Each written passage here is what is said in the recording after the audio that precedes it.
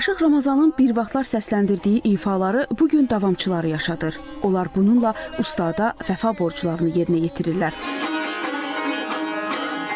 Gözəl savadı var idi, gözəl biliyi var idi. Sağ vaxtı düzü bu indiki texnologiyalar bu qədər inkişaf eləmədiyinə görə biz onu o qədər onun nə xatirəsini saxlaya bilmədik heç bir şey. 95 il əvvəl Qərbi Azərbaycanın Ağbaba mahalında doğulub Ustad Ramazan.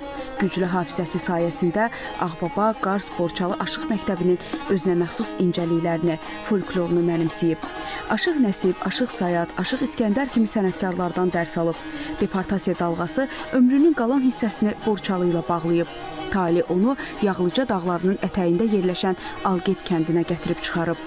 Ermənilər qovdu. Aşıq Ramazan da onda gəldi. Biz də gəldik buralara yığıldıq erməninin əlindən. Qaçdı, dağıldı hamımız. Qonu, qonşu, el, ova o kişidən ötürü hamısı özünə idi. Buna görə ki, Aşıq Ramazanda nə kinlik, nə xainlik, nə müxənnətlik yox idi. O hey mənə deyirdi ki, baba, gəl mən səni öyrədəcəm. Dedim, ay Aşıq, sənin səsin pəsdir, mən zil gedirəm. Mən oxuya bilmirəm. Mən aşıqqalıq elədim, ondan sazı öyrənəmədim. Nə diləsən yekə yerinə. Aşıq Ramazan həm də bütün ruhu ilə türkçü idi. Yaradıcılığında ulu türk millətinin qüdrətini təbliğ edib.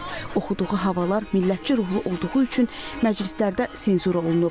Sovet hakimiyyətinin təqibləri ilə üzləşib.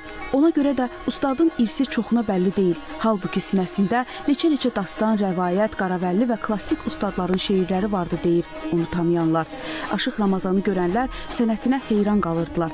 Ustadın sazı danışır, sözü düşündürürdü. Deportasiya acısı yaradıcılığında əksini tapmışdı. Bu səbəbdən onun ifaları ana laylası kimi doğma, tarixi sədası kimi dərindir. Orada yaşayıb yaradan böyük sənətkarlar didərgin düşdülər. Onların heç birinin bəlkə də izi tozu da qalmadı. Yenə yaxşı ki, Borçalı yaxın idi. Bura köçənlərlə əlaqə oldu. Onların sənətdə inkişafına müəyyən şərait yaradıldı. Amma Orta Asiyaya gedənlərdən çoxunun izi tozu belə qalmadı. Borçalı ərazisində mənim tədqiqatlarımda 11-12 nəfər çox ünlü bizim Ağbabadan olan sənətkarlarımız burada məskunlaşıb, burada yaşayıblar və onların içərisində Ramazan Dursunoğlu Ağbabanın Ellər kəndindəndir.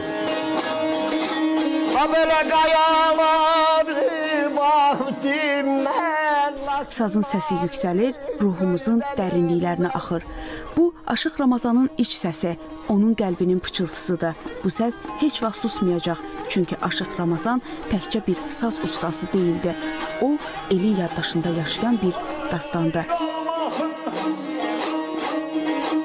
Ruslan Həsənov, Ruslan Əhmədov, Günel Habil qızı, Azərbaycan televiziyasının Gürcüstan bürosu.